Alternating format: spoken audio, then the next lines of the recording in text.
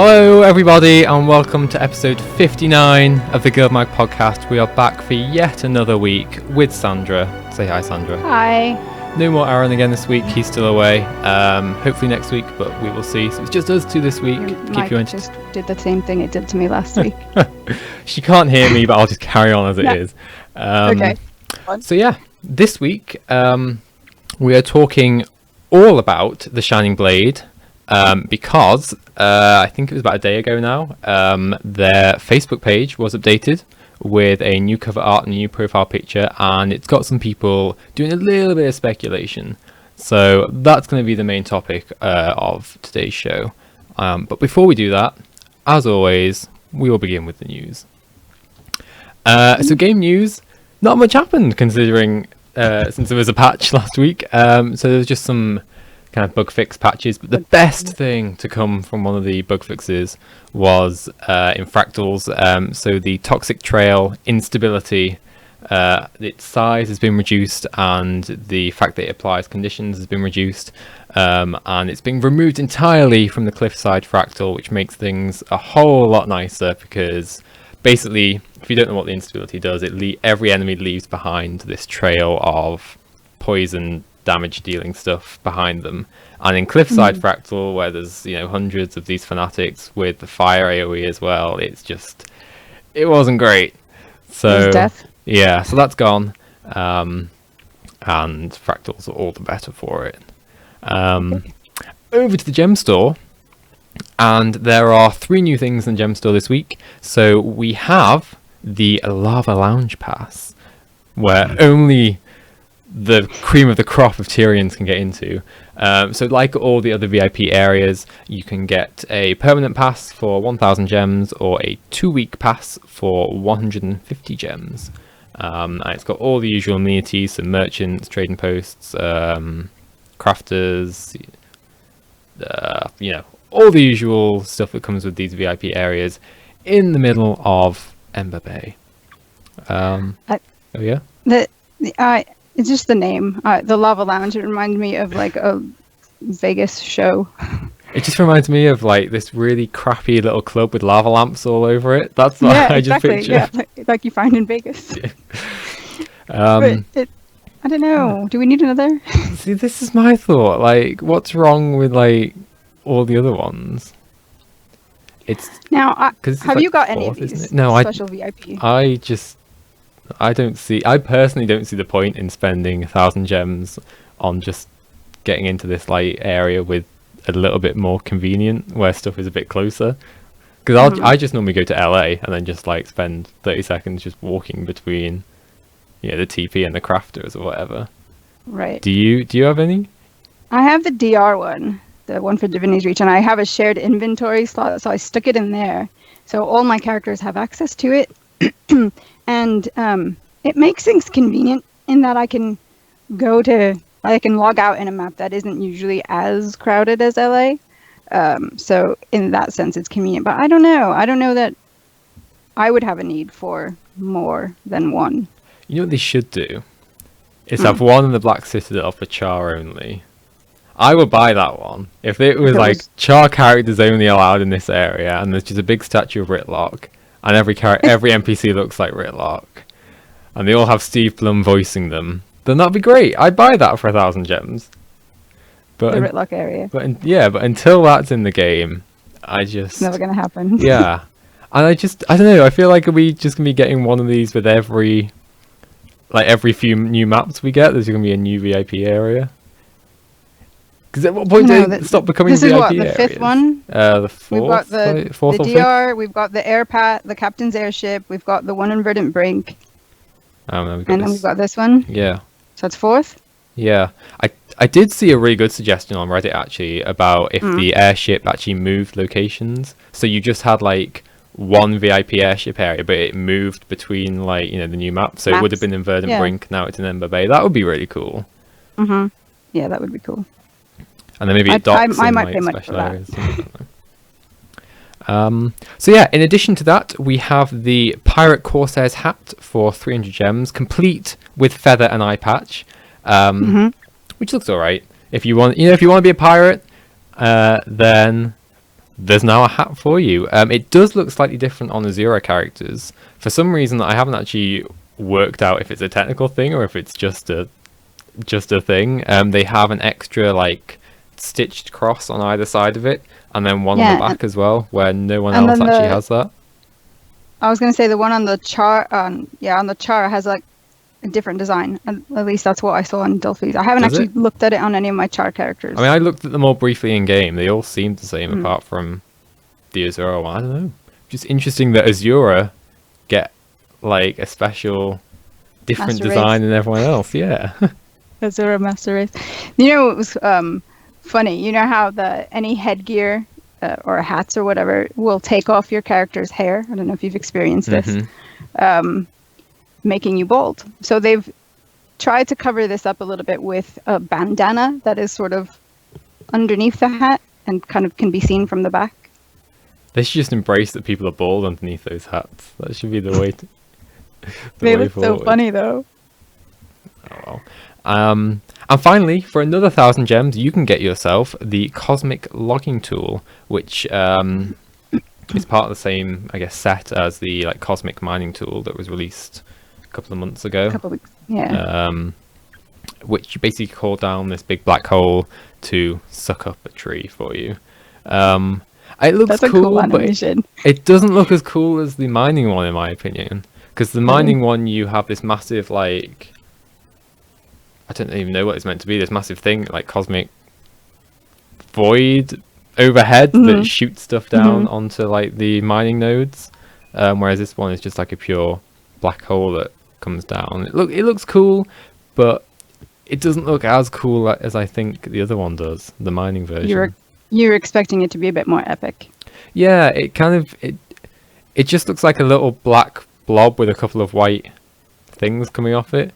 It's cool, but it's not as cool as the other one. I think I prefer the like solar logging tool where the sun like beams down on the tree. Okay. That I don't remember that cool. one. But yeah, if you want it, it's in the gem store. And that's the news. So a few community things. Yes. So the community showcase live happened yesterday with all the awesome Guild Wars 2 art and videos and creative, crafty. I'm trying to think of another alliteration, but I can't. Stuff. Just all the creativity. Yeah. So you can go and watch it for some awesome stuff. Do you have anything you wanted to say about that? Yeah, there were a couple of cool things that I saw. Apart from the art, I'm always looking at the handmade things because I'm a handmade kind of crafter myself. There was a magic box that someone carved as a gift. That was really cool. It was just out of wood. There was the sword that Alenia presented to her guildies for letting them stay with her. She also did, or her guild, Poof Guild, did a banner of guild, not ArenaNet's guild banner. So cool. And presented to them at PAX. So that was kind of cool. So yeah, that's quite cool. Yeah, I like crafty stuff like that because I'm hopeless at doing anything, creative at all. So I like seeing what others can do. And speaking of crafty, creative stuff, the Season 3 music is now on the ArenaNet SoundCloud. So there are, I think it might be 6 tracks. I can't remember. I listened to them all before the show, actually. And they're nice. They're pretty good. So there are things like the Bloodstone Fen music, the Timey's Game music, some of the stuff that's on there. So go and check that out.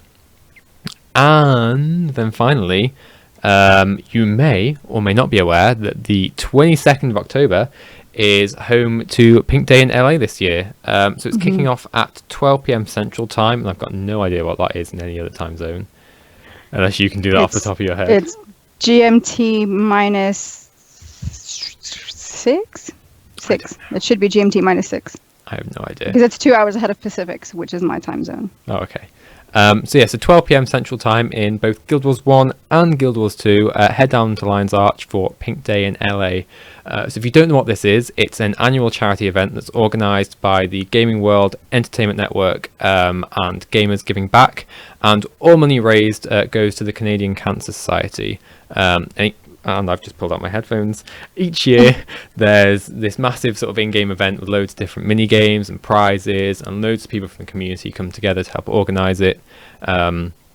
And you can get your hands on some awesome stuff and donate at the same time. So it's a really worthwhile cause. And I think last year they raised how much? It was like 15,000 or something like that. Dollars. Yes. I think that's Canadian dollars, isn't it? Yeah, I believe so. So this year's goal is $13,370 dollars. So hopefully they smash that. And as always, get involved in stuff like this because it's really worth it. So donations are already open. You can donate already. You don't have to wait until the 22nd if you're not around. You can, we'll put the links in the show notes, and if you could put them into live chat now, if that'd be possible. I am doing so. You can also donate in-game prizes to go towards the prize pool that's given out at the event if you would like to. Those donations are open until the 16th, is that correct, of October? Correct. Yes. So you can contact Malibu Barbie via Twitter, who's organising it all. That's at Barbie1337 or in-game, and we will post all that information in the show notes of the recorded version. So yeah, it's a really worthwhile cause, and we will be live tweeting the day if you can't make it. So make sure you're following at GuildMag on Twitter, as well as Pink Day in LA on Twitter, and using the hashtag PinkDay2016. So yeah, it's a really, really good cause, and I encourage everyone to get involved. So make a note, 22nd of October, 12 p.m. Central is Pink Day in LA. Yes. And it's always been well supported by the community in past. And Guild Wars 1 ArenaNet released special pink dye for it, which was awesome. So it's been going for quite a while. I don't know how many years it's been going exactly, but as long as I can remember, back to Guild Wars 1. So it's a really, really worthwhile cause. And that's the news, unless you have anything else you want to bring up. We're good. All right, so we're going to go ahead and start talking about the Shining Blade. So this is mostly, well, I say mostly, basically just an entire speculation show, because in terms of in-game, nothing has really changed since last week's patch. So we're kind of clutching at straws a little bit here to speculate as much as possible. So if you guys have any opinions as we're going along, if you're watching on Twitch, either on the GuildMag channel or on the Guild Wars 2 channel, we do read both. Let us know as we're going along. We'll read them out and we'll get a little discussion going, because it's just us two today. So it'd be nice to have some of you guys involved as well. So for anyone that's not aware, this week the Shining Blades Facebook group page was updated with a piece of new cover art and a picture of their logo. The cover art is basically the Salma District load screen.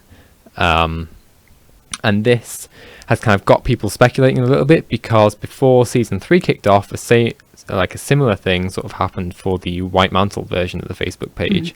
And back in when War in Kryta was happening in Guild Wars 1, these were like two Facebook groups that were just active with, all that kind of in-game propaganda-y stuff going on, kind of taking it outside of the game. So it seems like in some sort of fashion they're coming back a little bit, considering everything that's going on with the living world at the moment. So does this kind of mean that since the White Mantle one was updated shortly before the White Mantle became a proper sort of threat in in the living world, does this mean that we're going to see similar things happen to the Shining Blade? Not become a threat, obviously, unless maybe, I don't know, but in terms of see them have some sort of relatively large presence in what's going to be happening? I think the Shining Blade have been active since, well, they've been in game since launch. If you did the Dead Parents storyline on the Human story, you'd meet Shining Blade agents, and then all of the story threads end up having you meeting Countess Anise. But the Shining Blade, they've always been around. So I think we've got a couple of things. We've got Lazarus, who's back, and he's now saying, well, the White Mantle, they haven't been doing pretty good when they're split, so we need to get them on board to my side to help you. I don't know how the Shining Blade is going to take this. Yeah, we haven't... like, even since the first episode, we haven't really heard anything about how the humans, Divinity's Reach, have been reacting to the news that the White Mantle are even back yet. So it'll be interesting to see if that's kind of what picks up in episode 3. I have a feeling that in game they probably, or it might be revealed that they have known that White Mantle activity has been ratcheting up, just because they did put out in the current events patches, they had the bandit events where they would put out the bounty contracts. Yeah. And basically it would pay you to go and take out these, 5 souped up, supercharged bandits.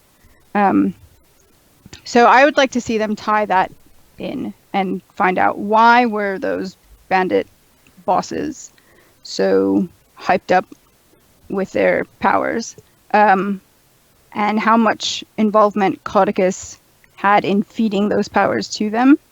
I just I'd like to see some resolution of that. So I'm hoping that we'll start to pick up those threads. Yeah, absolutely. So in terms of the actual images that were uploaded, there was some kind of wild speculation going around. Probably more of a joking manner that, like, Divinity's Reach is going to get the LA treatment of being invaded by White Mantle. I don't know. I think it'd be cool to see like a whole like a new city with a new sort of invasion going on. I don't know if that would happen. I don't know. Like, are the White Mantle? Does Caudicus have enough White Mantle to just go and storm Divinity's Reach? Or like enough power? I mean, in the human storylines, we saw that the bandits had enough power to try these like little incursions into the city to wreak havoc, not just in the surrounding countryside, and you had to stop them from that. So I would actually be interested to see that. Why not? I mean, it'd be good, like, to have a epic battle inside Divinity's Reach would be awesome, but I mean, so as kind of leading on, Synchrony says now that the White Mantle is split in 2 factions, the Crichton Lord doesn't care either way. White Mantle is White Mantle, right? So will the PCs have to convince Jenna that some White Mantle are basically good guys, along with Lazarus? Right.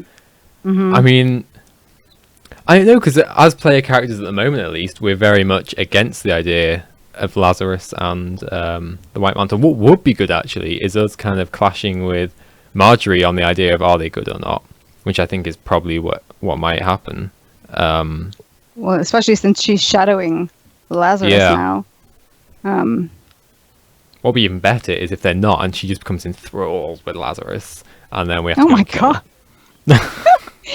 Why would you want to kill Marjorie? I don't know. Just mix it up a bit. Like Dragon's Watch, whatever they're called, they've had it easy for too long. Yeah, they've only taken out a couple of dragons. Yeah, exactly.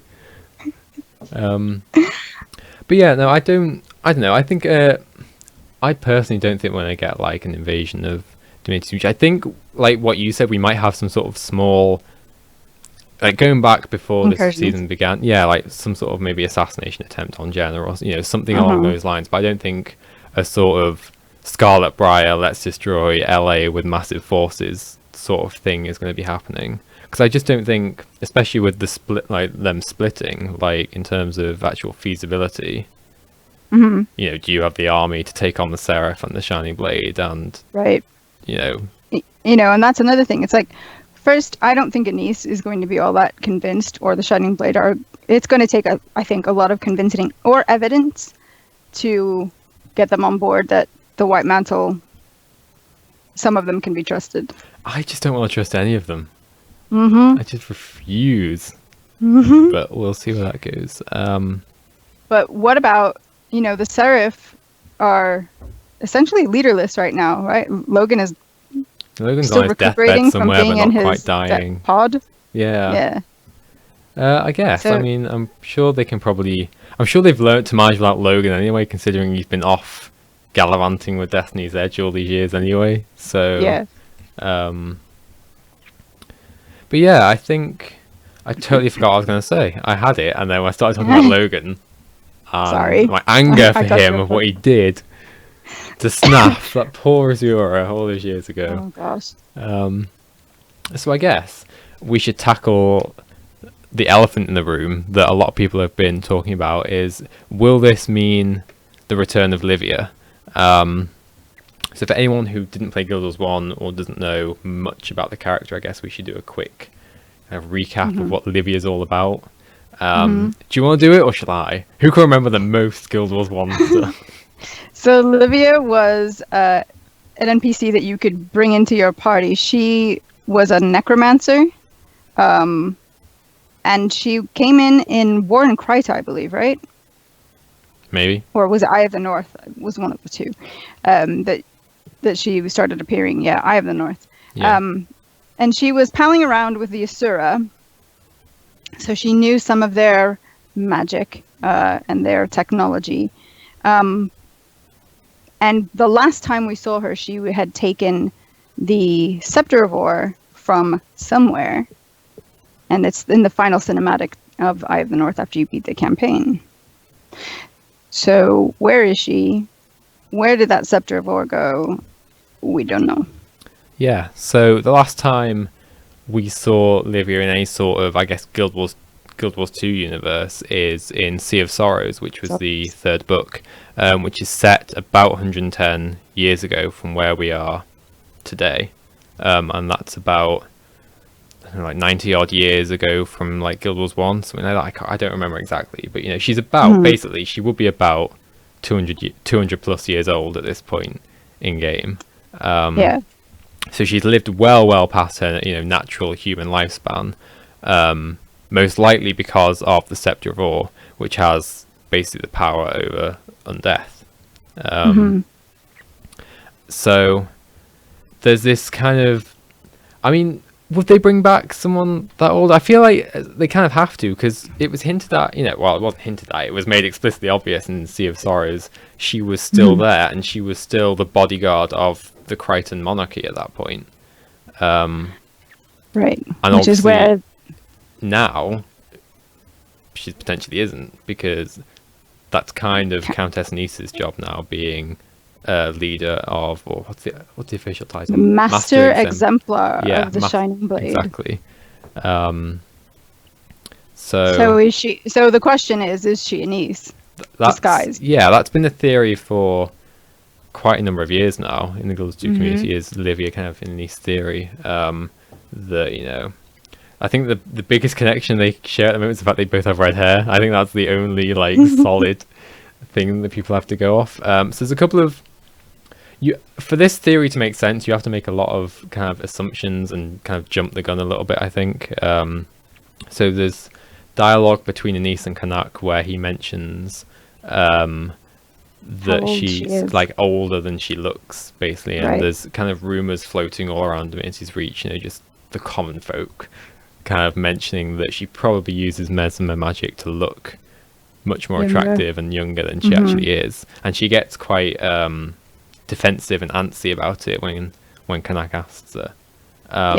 But like, is that just, maybe she does, but is that just her getting defensive because any girl, or you know, anyone would be like, is it playing on the stereotype? Yeah, exactly. You know, maybe, or is she genuinely trying to hide something? Because you have to think, like, if I was Livia and I was 200 years old and I was doing that, would I get so riled up about someone just having a jab at me about that, rather than, you know, you've been around for a long time, you know, he's probably just messing with you rather than seriously, like... Yeah, and I don't remember Livia being that touchy in Guild Wars 1. I could be misremembering, because it's, you know, been several years since I've played those quests with her, featuring her so much and featuring her dialogue, but I just don't remember her being so touchy. You read Sea of Sorrows, though. I had not. So how was her interaction there? I can't remember that. I'll have to go back. I'll go back and reread it right now. I'll keep talking. Oh god.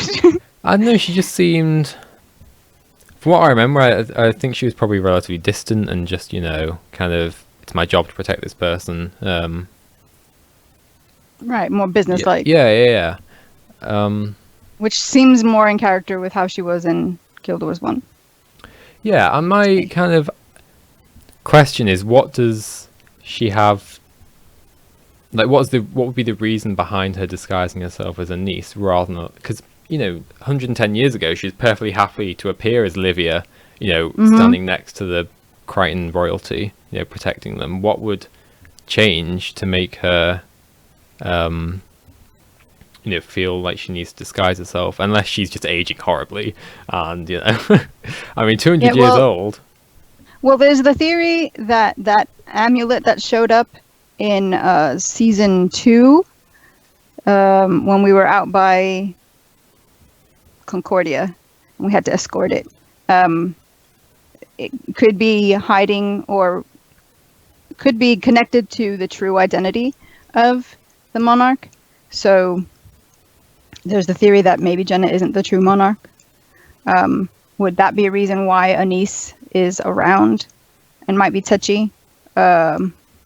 Is Livia trying to, if she does come back, would she be trying to get the true monarch back? I have no idea. I'm throwing things out of the wall.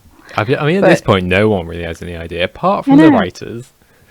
Yes. But yeah, so one of the big kind of issues that people are having, that I was also having until Sandra pointed out to me, is that basically a niece is a mesmer and Livia is not.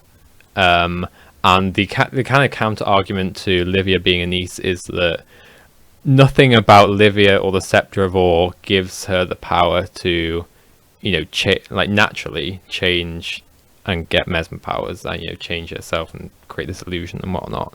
But you pointed out. So I pointed out that what the devs have sort of said about the nature of magic in the universe is that anyone can tap into any branch of magic if they just dedicate the time to learn it. So she could theoretically have changed professions. I mean, she's had 200 years or to certainly train in mesmer magic if she wanted to. Right.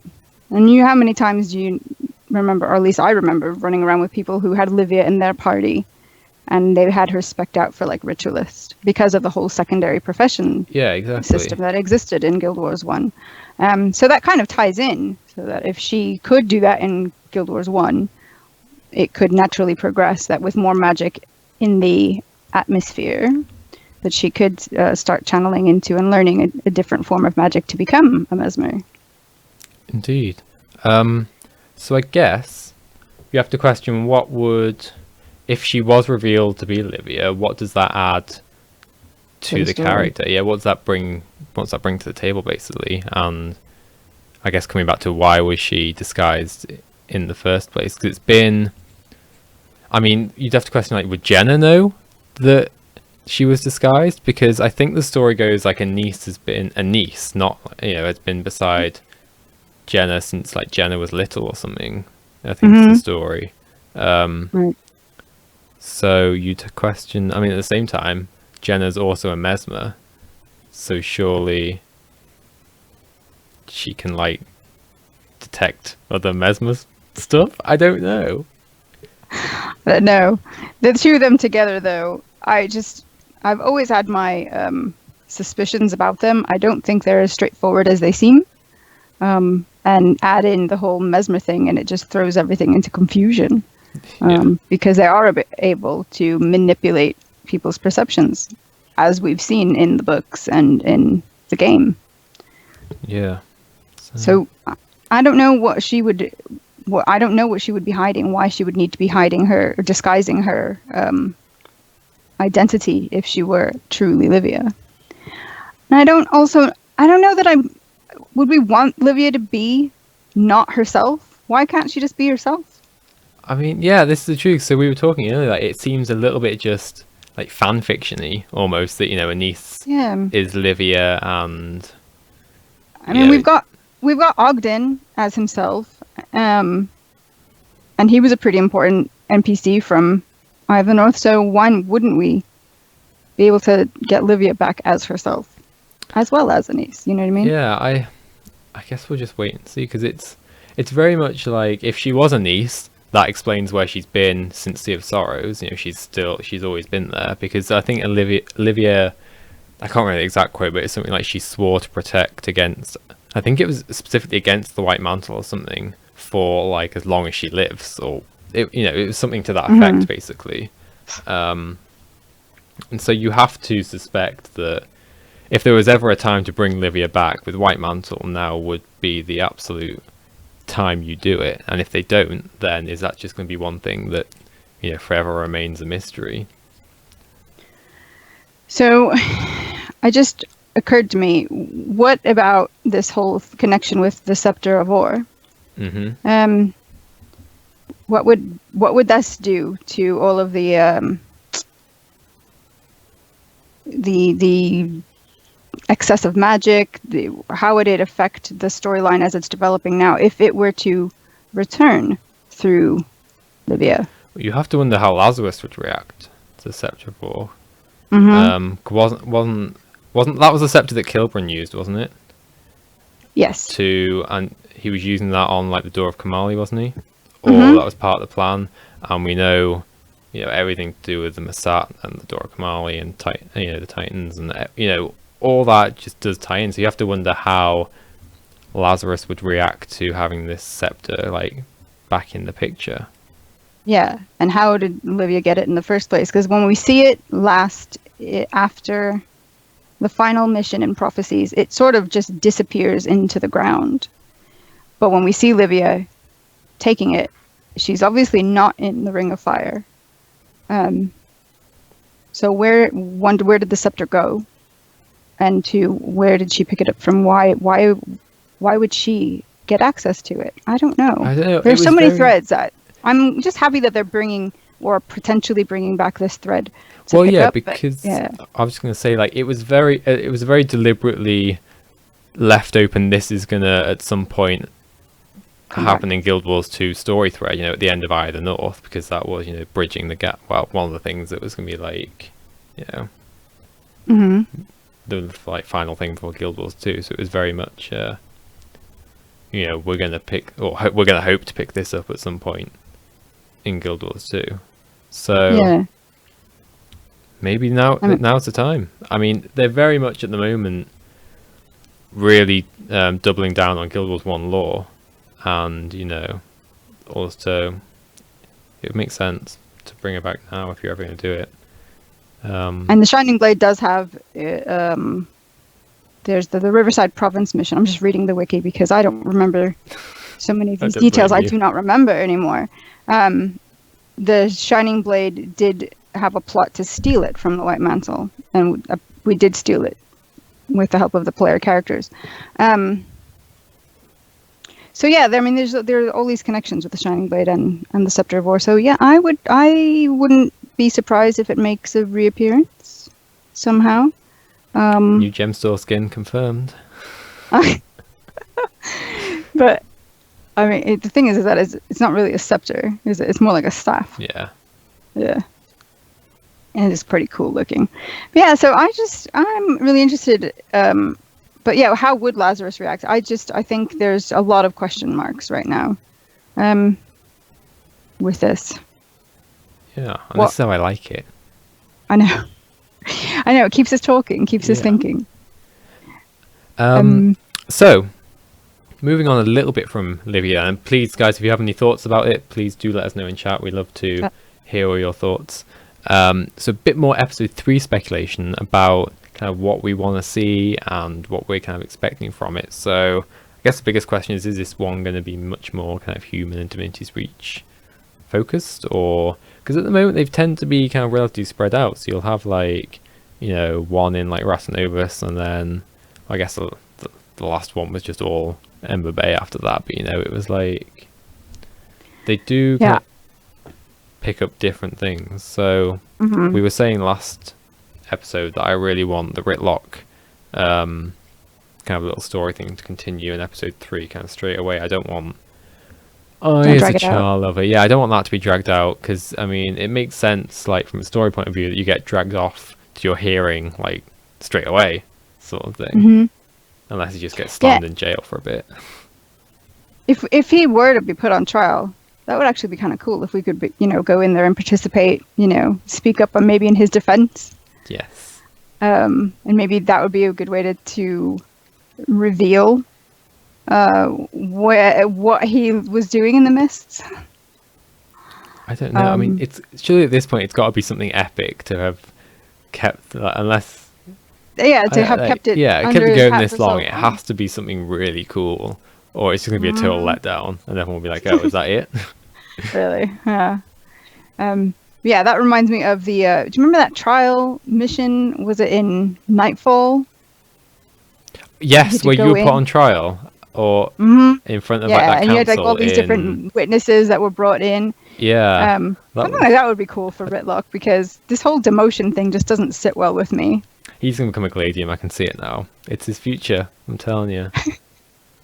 I don't know. It's just, I mean, I can see it, but yeah, I went in last night on into the Black Citadel, into the Tribune's headquarters, and they haven't changed the dialogue there. I was looking specifically to see if they had changed the dialogue to say that he's no longer the Tribune, but nope, it still says that he's the Tribune of the Blood Legion. So, if that ever gets updated, I'll be excited to see it. But I do want to know why, man? Why is he ignoring their messages? And what are they going to do about it to try and get him, to try and rein him in? It's a good question. Like, what are they going to do to? I mean, there's nothing, unless they like physically go and torture him or something. What's he going to do to explain? Like, how are they actually going to make him say what he was doing in the mists? Unless just this whole process kind of just. He's an OP revenant now. I don't know that they would be able to just torture him. They just chop off his tail. That'll do it. Oh, why? Make him cry. I don't know. So there were a couple. I saw a kind of thread on Reddit earlier this week that was talking about a lot. There were still a lot of questions left over from Heart of Thorns, and considering now we are kind of moving away from the Heart of Thorns storyline towards, working towards whatever the next expansion storyline is going to be, will these sort of things kind of ever get answered? So I guess I'll start off with the more Heart of Thorns focused questions. Okay. So.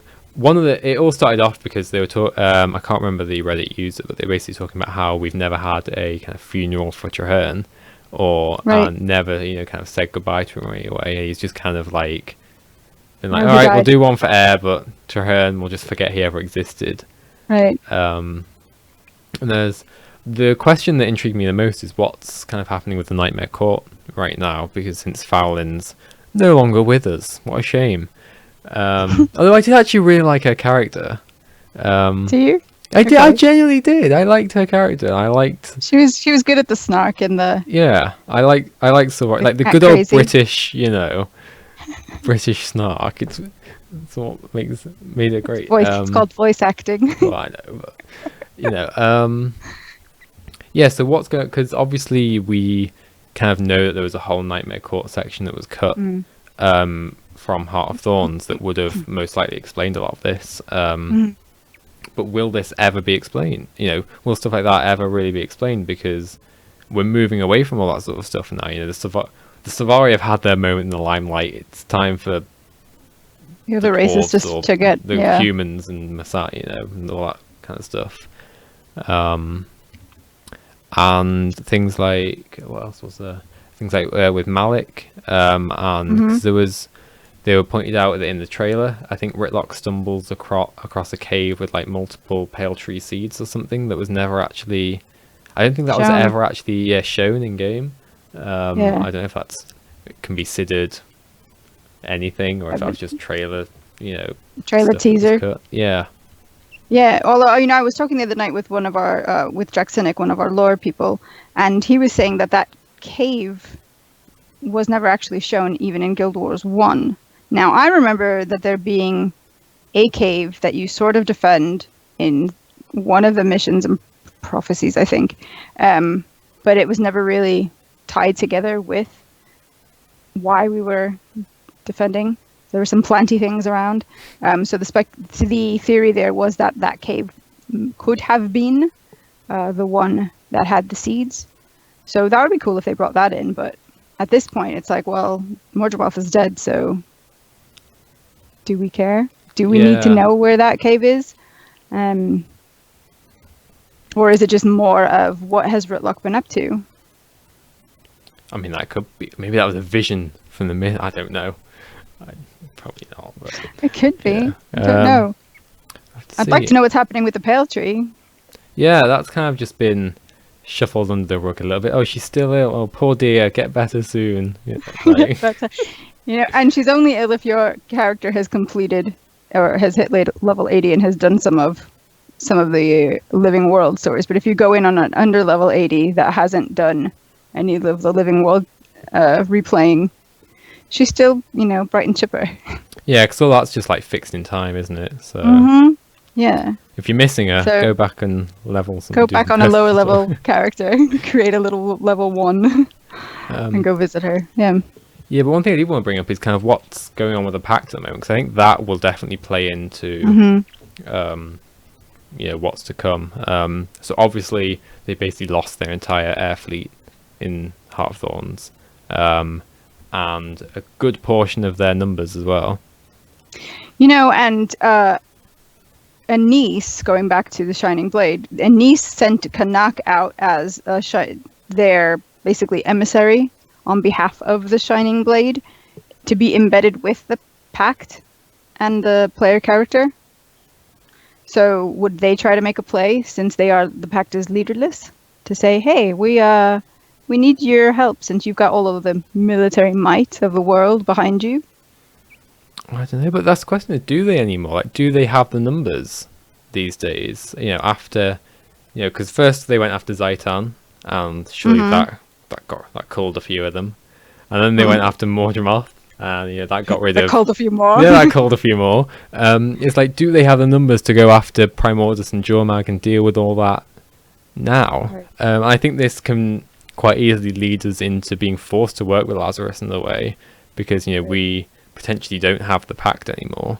I think in terms of a story like telling, it makes sense as well, because I'm kind of a little bit bored with the pact, if I'm honest. Like, it's been, I don't know, story. Yeah, I want something different, and it would play into kind of us needing Lazarus in a way, and maybe like player characters not being happy with working with him, but being forced, almost a bit like with Alona and Joko.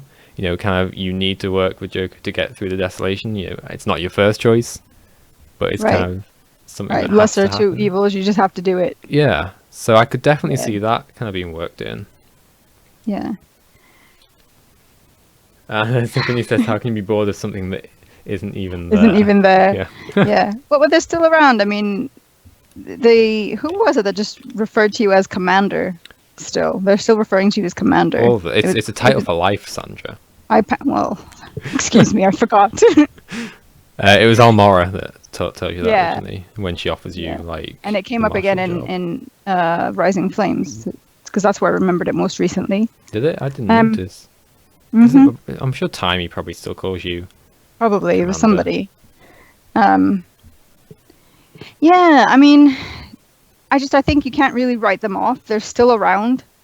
They're still around in game. They're still in the Silver Waste. They're still in Ore. Even they're even though those things time. are fixed in time, yeah. Even though those things are fixed in time, their presence is still there.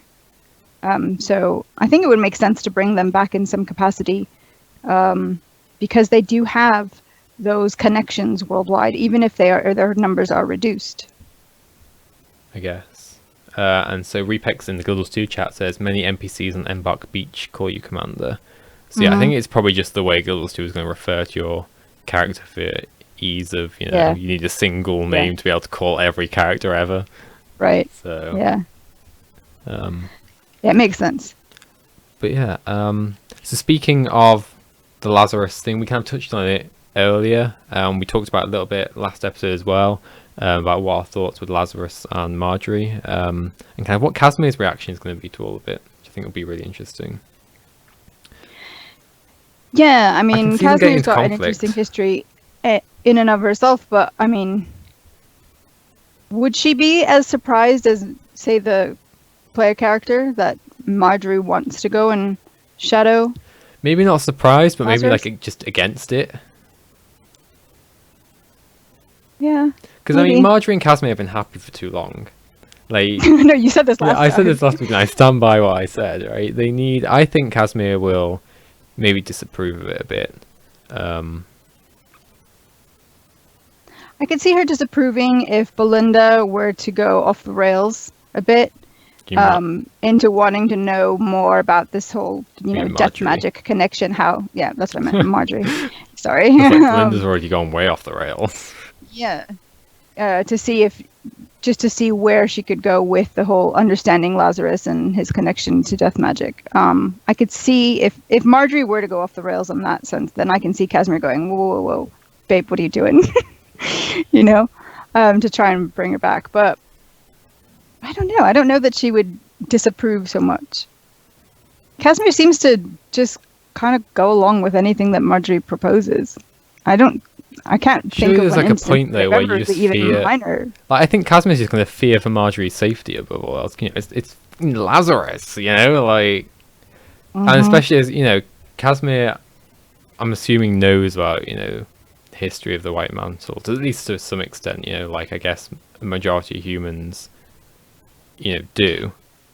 Yeah, well, she didn't know who Ogden was, so there's a chance that she might not know who Lazarus is. I guess, but I mean, the White Mantle, I guess, they'd probably be like, what's the word? Unless her family was involved with the Shining Blade, which we don't know. Maybe Casimir's a niece. There we go. I've solved the whole thing. Both Mesmers. Yeah. I don't know. I mean, I don't know. I just don't see Casimir disagreeing all that heartily. Well, we'll find out. Maybe fearing for Marjorie's safety. Then yes, I could see that, because her reaction when Marjorie got hit when we were about to take down Scarlet was quite. I mean, they gave them that whole little moment in cinematic history. They did, yeah. That's true. So I could see that. I could see that being a factor. I hope that's not a return. That's not going to make her hiccups come back, though. Oh, God. That was a bit. No, please. Yeah. Casimir's been through a lot. She's a hardened lass now. No more hiccups for her. Okay. And so some other things that were kind of cropping up. How are Logan and Timey? Not Timey, Zoja. Why have I written Timey there? Like... I don't know why, but I knew who you meant. Yeah, Zoja. Yeah, we don't know. I guess maybe we'll find out about Logan soonish if everything's kind of. I mean, we've only really found out about him though, right? Because that short story that was published on the blog, that said that it was like an interview with Jenna, and she's saying, "Oh, I haven't had time, but I know that he's doing well. I've had my people check in on him. My people talk to his people." That was a total lie. I called it then, and I'm calling it now. I know. I thought it was really weird. There's no way she hasn't been to see him. I mean, if she's a good girlfriend, she would have gone to see him. Wow. Even snuck in. I mean, come on. She's a mesmer. She can do what she wants. Exactly. Just leave a clone of herself behind or something. But Zoja, we don't know anything about, do we? I'm trying to remember maybe back to Timey's mentioned her at some point. I feel like Timey may have mentioned her at some point, but as being just recuperating. Yeah, just like the generic, like, oh, the pale tree's getting better, Logan's getting better, Zoja's. I think they brought it up in Air's memorial. Ritlock may have said something that he's been to see both, and they were, mending. So I mean, at some point they have to stop mending and start getting, back out into the world. Mm-hmm. So hopefully that happens soon. I don't know. Hopefully, yeah. And Bram has disappeared as well. Yeah, because he went off. He wasn't even at his mother's funeral or memorial. Yeah, we haven't seen him. All we got was that GuildMag's active little throwaway line in episode 2. So, what's the deal with him? Where's he at? I have no idea. There seems so many threads that they've got loose right now. There seems like so much that they need to cram into episode 3, because we haven't seen anything with Bram or GuildMag. I'm assuming the new GuildMag minions that there must be if there's new destroyers. There's got to be, new whatever ice brood. That's the word. Ice brood. Yes. So maybe we see some Shiver Peaks in episode 3. I don't know. Maybe that's later down. I just don't know. There's so many ways to go. it feels like with the Shining Blade stuff, it's going to be, my gut instinct is going to be a lot of like Divinity's Reach human centric. Let's maybe start tying a little bit of that. Well, not tying it up, but Yeah. I guess. But one of the comments that I saw on Reddit this week was that people were looking forward to showing more or having more things happen in the central maps rather than in the Heart of Thorns maps. The Heart of Thorns maps seem too disconnected from Central Tyria, Core Tyria. What do you think about that? Do you think that's a fair assessment? No, I think so. Well, disconnected?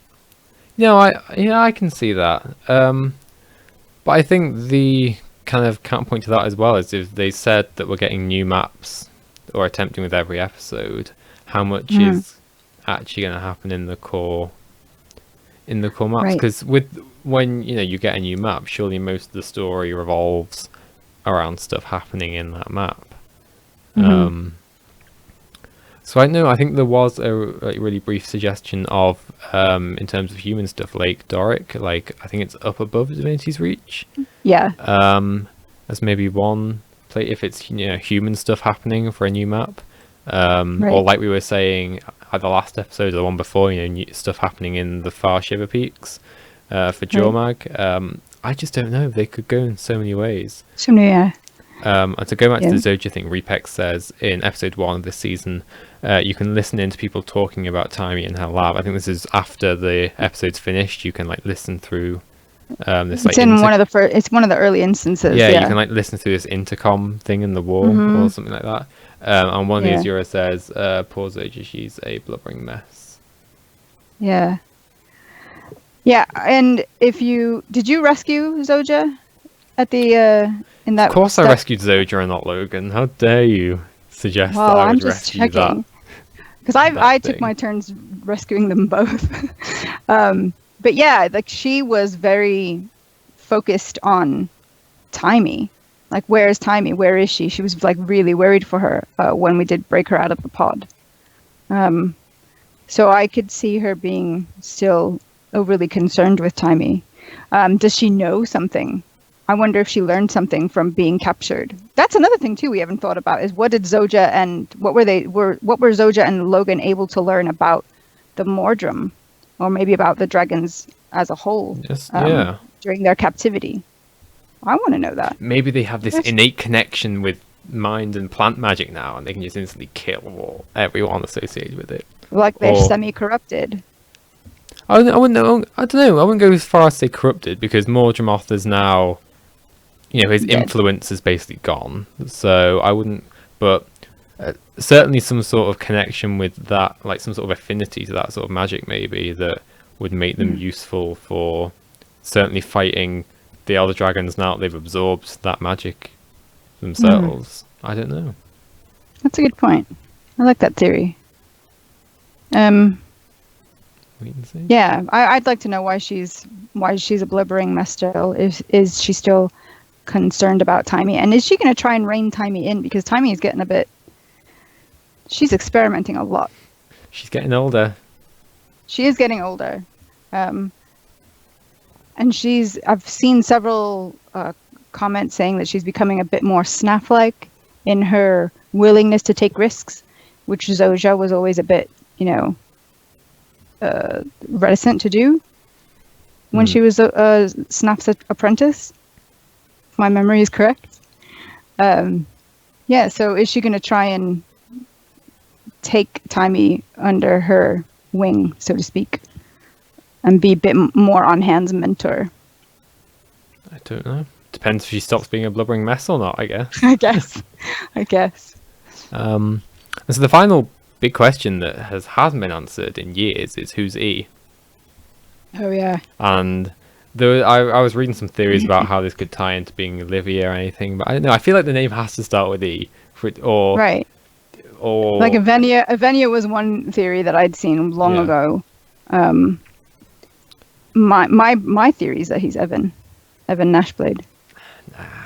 Char don't help. Is that too much? Yeah. Hey, he wanted to be elected to the Captain's Council. There was a theory there is a theory that it's maybe a group of people, not just one person. Right. No, that's a good one. And you'd have to question, if they know everything else that's going on, did they know about the White Mantle? Or... Are they the ones who is E, or if they're a group, are they the ones that know, who have been watching the player character? Because remember, Ogden has that throwaway line in episode 5, Echoes of the Past, in season 2, where he says, "We've been watching you. I know that you were going to be coming to me to talk about this vision that you saw," or whatever. He could be part of E. So could he be part of E? What is E? Yeah. Maybe. That's interesting. I do like that idea, though, that there might be a group rather than one person. You could just be filled with all these really old ancient people. It's got Livia, it's got Ogden, it's got our player characters from Guild Wars 1 that somehow survived, and they're going to import them. Yeah, I have no idea, but it's interesting.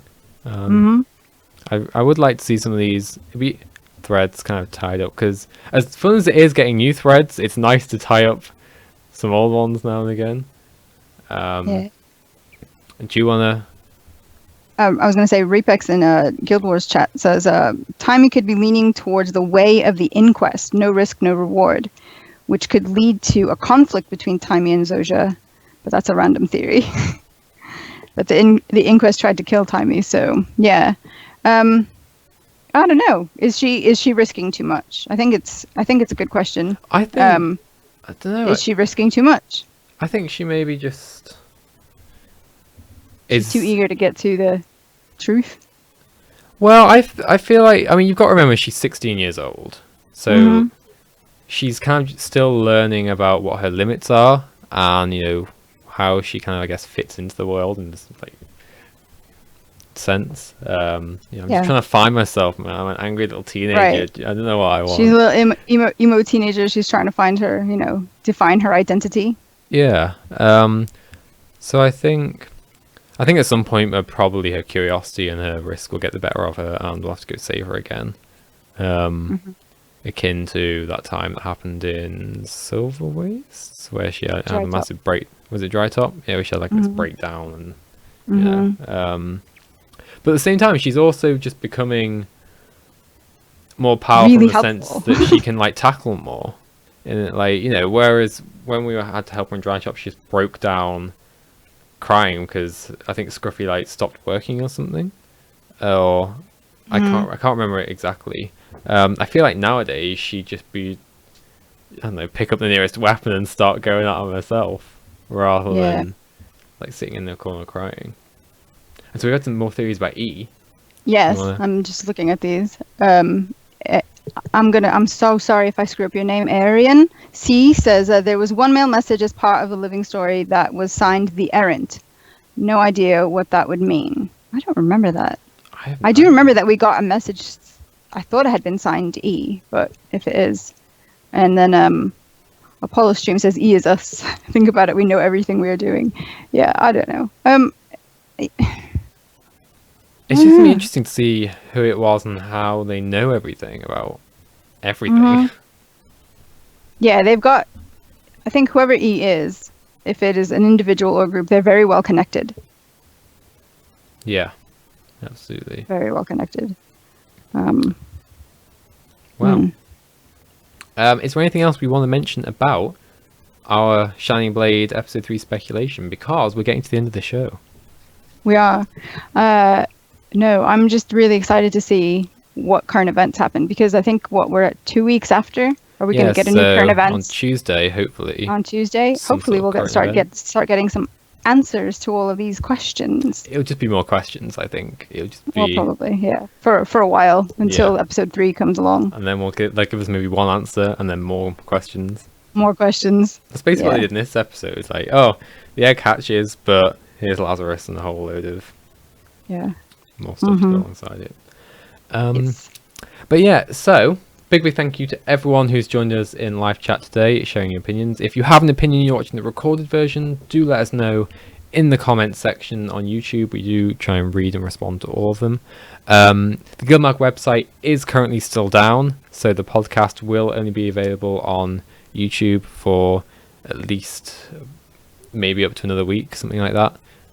So our apologies for that. We're working as quickly as possible to try and resolve all of it. Don't forget, the 22nd of October is Pink Day in LA. We will be reminding you constantly until that date. So all the links in the show notes if you're watching the recorded version. We will be back next Thursday at 8 p.m. GMT / 1 p.m. Pacific time. Yes, I got it right. I have no idea when the clocks change, by the way. Do you know what date clocks? I think the BST goes back into like October 22nd. It's super late this year. Okay. And I know we're like a week after that. So Okay, so no time soon then. So, Yeah, no. big thank you to everyone who joined us. And hopefully we will see you guys in a week's time. So that's right. bye, guys. Bye.